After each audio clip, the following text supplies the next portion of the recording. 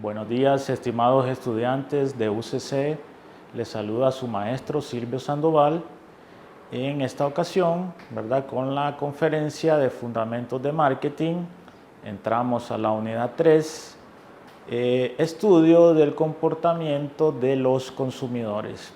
En esta videoconferencia les voy a explicar así brevemente los factores que influyen en las conductas de nuestros clientes, ¿verdad? A la hora que compran nuestros productos. Vamos a ver, ¿verdad? Nos vamos a meter a escudriñar la mente de los consumidores para saber qué es lo que influencia sus comportamientos y decisiones de compra. Espero les guste. Ok, ahí tenemos, ¿verdad? La diapositiva. Nombre de la unidad, características que afectan el comportamiento de los consumidores. En esta lámina les voy a presentar una breve introducción acerca de la unidad 3, ¿verdad? Los factores culturales, sociales, personales y psicológicos influyen en la manera que los clientes, los consumidores, compran los productos. Por lo que es importante para el mercadólogo, para el empresario, ¿verdad? Saber tomar en cuenta dichos factores. Cada persona para comprar un producto tiene que llenar una serie de requisitos para que sea comprado. Requisitos que deben cumplir según el perfil de nuestro cliente, ¿verdad? Como les dije en clase, no es lo mismo venderle a un niño que venderle a un joven, que venderle a un adulto, que venderle a un adulto mayor, que venderle a una mujer o a un hombre. Entonces, difieren los comportamientos según la persona y según su medio ambiente. Veamos qué son los factores culturales. Los factores culturales son el principal elemento que motiva la compra o la elección de compra de nuestros consumidores, la cultura que tiene el cliente, ¿verdad? No es la misma la cultura del nicaragüense o de las personas que vivimos en el Pacífico a la cultura que tienen los del norte o los que tienen las personas del Caribe. Tienen distintas culturas y así pues son diferentes su forma de comprar, ¿verdad? Y de elegir sus productos.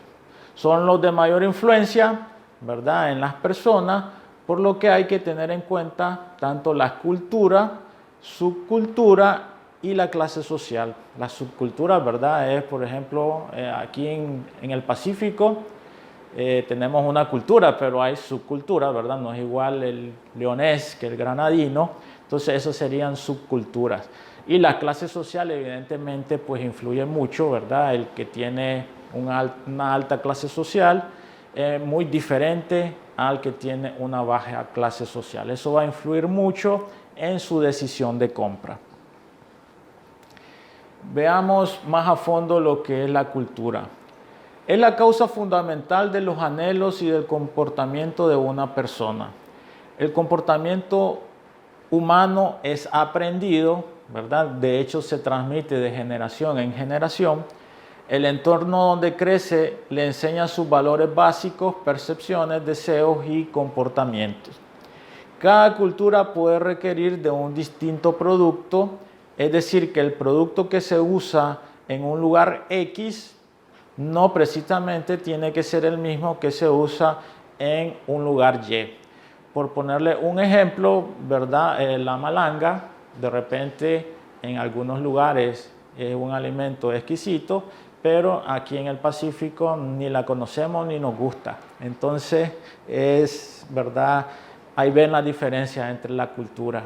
A diferencia que en el norte les encanta la malanga, ¿verdad? Ahí tenemos la subcultura, como su nombre lo indica, es parte de una cultura, pero puede estar marcada por la religión, grupo étnico y zonas geográficas. Para ponerle un ejemplo de subcultura, andaba yo en León, ¿verdad? Ahorita que pasó la celebración de la Virgen de Merced y pasé una vergüenza con mi familia, ¿verdad? con unos amigos porque llegaron a un restaurante y pidieron cerveza y pues es ley seca, ¿verdad? En esa subcultura que es muy religiosa y entonces no venden ni cerveza ni licor y entonces ahí vemos cómo influye inclusive en el consumo.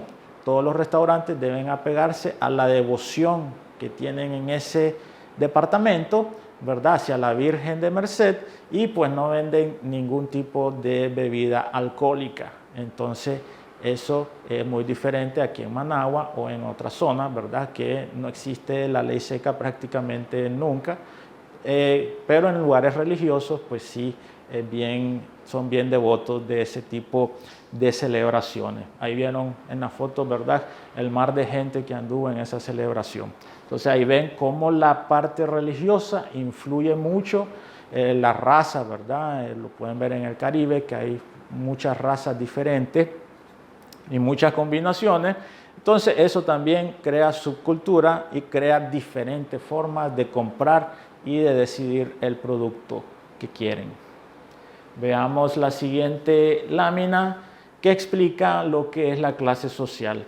La clase social son divisiones que establece la sociedad de acuerdo a ciertos aspectos que comparte cada individuo. Hay varios factores para poder determinar una clase social, como por ejemplo el ingreso, ¿verdad?, económico por familia, la educación, la riqueza, etc.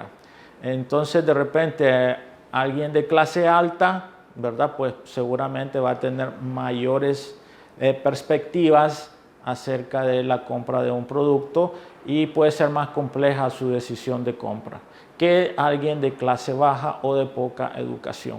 Entonces, eso es importante tenerlo también en mente a la hora de mercadear nuestros productos, a la hora de comunicar nuestros productos. Veamos el siguiente factor, serían los factores sociales. Este es otro grupo de factores que intervienen en el comportamiento de compra de los consumidores. También está sujeto a la influencia de factores como por ejemplo los grupos pequeños, la familia influye muchísimo, ¿verdad? Inclusive las muchachas a veces hasta la familia influye en el novio o en el esposo que vayan a tener, ¿verdad? Los amigos, los compañeros de clase, ¿verdad? Influyen en las decisiones a veces hasta personales, igual en las decisiones de compra. Así como la actividad que desempeñemos, ¿verdad? Si estamos estudiando, pues nuestra actividad nos va a requerir cierto tipo de necesidades que son diferentes a las de una persona que trabaja o a las de una persona que ya está jubilada. Eso sería la actividad. Y el nivel social del consumidor, es decir, si es fiestero, ¿verdad? O si le gusta estar en su casa o si le gusta hacer deporte, igualmente influye en las decisiones de compra de cada consumidor. Veamos el siguiente subgrupo de la clase social, que serían los grupos de pertenencia. A todos nos gusta pertenecer a algún tipo de grupo, ¿verdad? Algún tipo de club. Ahora con los grupos de Facebook y de WhatsApp, pues se mira bien segmentado eso. A eso se refieren los grupos de pertenencia. El comportamiento de una persona está sujeto a la influencia de muchos grupos pequeños, los grupos que tienen una influencia directa y a los que pertenece la persona se llaman grupos de pertenencia. Entonces, si yo pertenezco al grupo de los universitarios o al grupo de los literarios o al grupo de los músicos, entonces tengo mucha influencia de lo que me digan todos los miembros del grupo en las decisiones de compra. Por ejemplo, si voy a comprar un libro, entonces me van a decir, no te compres ese, ¿verdad? Ese yo lo estuve leyendo y no me gustó, mejor cómprate este que es más sencillo, tiene mejores ilustraciones, y entonces ahí vemos cómo cambian nuestras decisiones, ¿verdad? El grupo de pertenencia. Algunos son grupos primarios con los que existe una interacción regular, aunque informal. Por ejemplo, la familia, los amigos, los vecinos y los compañeros de trabajo. Veamos qué son los grupos de referencia. Ahora, los grupos de referencia son igual, ¿verdad? Grupos que sirven como puntos de referencia o comparación directa o indirecta para dar forma a las actitudes o el comportamiento de una persona. Hoy en día lo vemos mucho con los influencers, ¿verdad? En las redes sociales. Entonces queremos ser como esos influencers, entonces lo que hagan ese tipo de grupos, ¿verdad? Pues van a influenciar en mi comportamiento de compra. Como lo que pasó, ¿verdad? Recientemente creo que una influencer de Nicaragua pues salió con lo de la pasta de diente Colgate, ¿verdad? Entonces eso pues motivó la compra de ese producto o no, ¿verdad? Dependiendo del grupo al que se sentía que pertenecía ese grupo de influencers. Veamos la familia. Los miembros de la familia pueden influir mucho en el comportamiento de compra. En la vida del comprador existen dos familias. Los padres del comprador constituyen la familia de orientación, la familia de procreación, el cónyuge del comprador y sus hijos tienen una influencia más directa en el comportamiento cotidiano para comprar. Entonces tenemos dos tipos de familia, ¿verdad? Aquí en los grupos familiares sería la familia que nos creó, ¿verdad? Nuestros padres y hermanos, y luego la familia que formamos, ¿verdad? Cuando nos casamos y tenemos hijos, entonces ya cambia nuestra influencia, ¿verdad? Y lo miran con los sobrinos, los hijos y la esposa, ¿verdad? Le dice, no, no compres eso, cómprate esto y ahí vamos, ¿verdad? Compramos eso en la casa. Así se mira la influencia de la familia. La familia constituye la organización de compras de consumo más importante de la sociedad y ha sido objeto de muchas investigaciones. De hecho, pues antes se solían usar mucho las encuestas por televisión, ¿verdad? En los programas familiares para obtener estudios actualizados de los consumidores. Veamos el siguiente grupo, serían los roles y la posición social. Una persona pertenece a muchos grupos, a la familia, a clubes y a organizaciones. La posición de la persona en cada uno de esos grupos se puede definir en términos de su rol y su participación o su posición.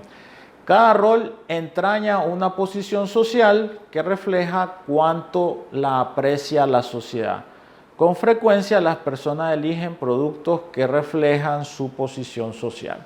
Entonces, digamos que yo soy miembro de un club, yo soy presidente del club de motociclistas, entonces pues obviamente esperan que yo tenga la mejor moto, seguramente de todos los que andan en el club.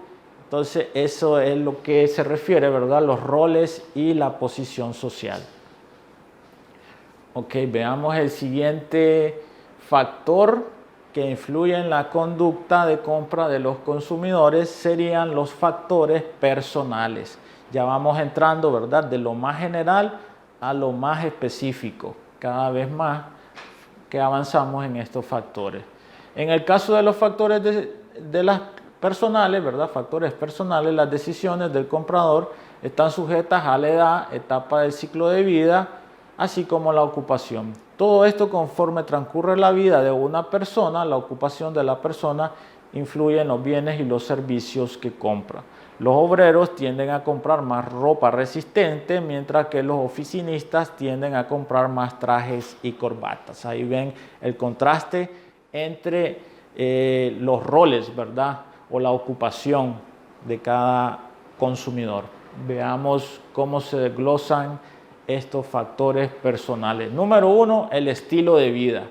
Las personas que vienen de la misma subcultura, clase social y ocupación pueden tener estilos de vida muy distintos. El estilo de vida es el patrón de la vida de una persona expresado en sus actividades, intereses y opiniones.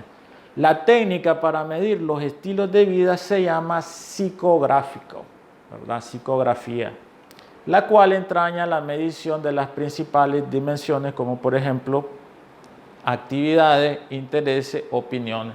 Entonces ya aquí es más psicológica la decisión que lógica, ¿verdad? Y depende de las actividades que realiza, ¿verdad? Por ejemplo, si yo soy deportista, entonces va a ser muy diferente, aunque tenga la misma subcultura, clase social y ocupación, van a ser muy diferentes mis necesidades, mis requerimientos de productos que los de alguien que no es deportista, ¿verdad? Entonces yo voy a necesitar tal vez comprar más zapatos tenis, más ropa deportiva, ¿verdad? Y suplementos alimenticios. Entonces es muy diferente el consumo de una persona que realiza una actividad diferente.